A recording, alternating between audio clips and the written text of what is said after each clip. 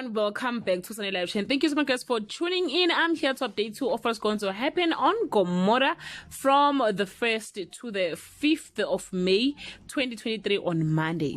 Sonto wants Pretty to rein Chiamo in before she becomes like Thathi.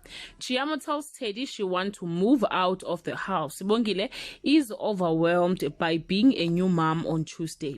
Chiamo has made up her mind about moving out. Ladies and Mamcele have a heart-to-heart. Skara wants to move back to Gomora to be closer to Sibongile and the baby on Wednesday. Cool MK go back to being a drug mole. Mr. Faku takes over the matric dance preparations. Tumelo hits on Zaza on Thursday. Sonto is approached with a new and very lucrative criminal venture. Zibugo learns about an insurance policy made on Mazeti's life and it irritates. Ntokozo's presentational video blows his friends away on Friday.